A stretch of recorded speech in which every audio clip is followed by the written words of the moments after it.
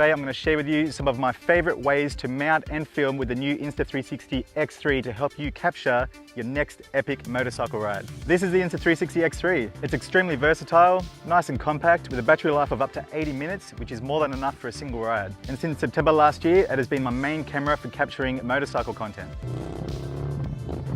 When mounting the X3 up to your handlebars, you want to make sure that you have a nice flat spot on your bars with no bends, and make sure that the clamp is done up as tight as possible. This is a great position for sports bike riders. It captures the intensity of the helmet while you're ripping through some bends. It's also a great safe position if you don't want to carry too much gear, but you want to capture your ride. Now the motorcycle accessory bundle kit comes with the 70cm selfie stick. This is lighter and shorter, and it minimizes wobble. I found for best results, just lower the last extension. This angle is a great way to capture the world behind you. Capture drone-like footage with Insta360's super smooth flow state stability. It's also a great way to reveal the terrain that you're riding in. Start off with the front cam, then whip it to the rear to reveal your location. So find yourself a nice mounting position.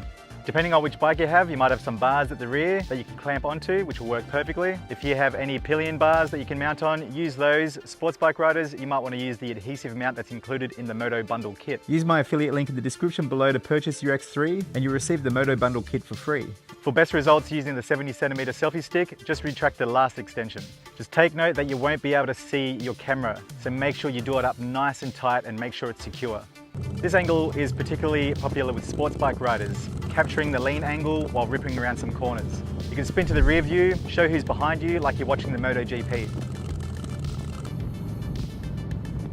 Mount the camera as low as you can, making sure that the camera won't scrape on the road while you're leaning around corners. Face one lens directly at the wheel to avoid the stitch line, but not too close that it warps the footage. With the camera mounted down nice and low, this conveys speed. This angle also shows the road conditions and it shows the suspension working, and it also gives you a great sense of lean angle. For this shot, you will need the Insta360 back bar. Strap it up all nice and securely. And for this, you'll need the 120cm selfie stick so that you can extend it all the way up. Just be mindful of low-hanging branches or power lines or any obstacles that you might hit. This gives you an awesome old school GTA top-down view, where you can lean the selfie stick back to give yourself an awesome third-person view like new school GTA 5. It's a great way to show your surroundings and you have multiple angles to work with. Use the mounts provided in the Insta360 Motorcycle Accessory Bundle Kit and lock it into place. This position is great to use as a 360-degree dash cam, and pair this with loop recording to save SD card space. It's also a great central point of view, capturing all the action in a central position.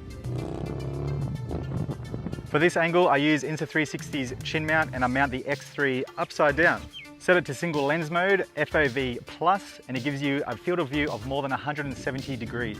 This is a great riding point of view, as it gives the viewer the feeling that they're the ones actually riding. If you like to motovlog, you can use Insta360's mic adapter, plug in your external microphone, and have a chat. Now the best part about capturing all that 360-degree footage is that you can go into the mobile phone app or your studio desktop app and reframe everything that you just captured. Some edits can make your video give the effect of switching between first-person and third-person perspectives. So from each of those angles I just showed you, you can reframe multiple times so you won't be short of interesting content. Depending on which platform you'd like to post, you can change the aspect ratio to suit. For example, I like to use 16:9 for YouTube. Then using the same footage, I can create short vertical videos in 9:16 for TikTok or Insta Reels.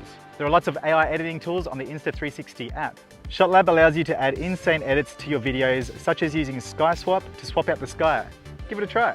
Thanks so much for joining today. I hope you guys learned a little bit more about filming with the Insta360 X3 while out on your motorcycle. It's not too complicated, and being able to point first and shoot later means that you can focus on the ride without having to worry about capturing it. And don't forget, if you use my affiliate link below, you will receive the Motorcycle Bundle Kit for free with your Insta360 X3 purchase. That's it from me. I'm looking forward to see what you guys create.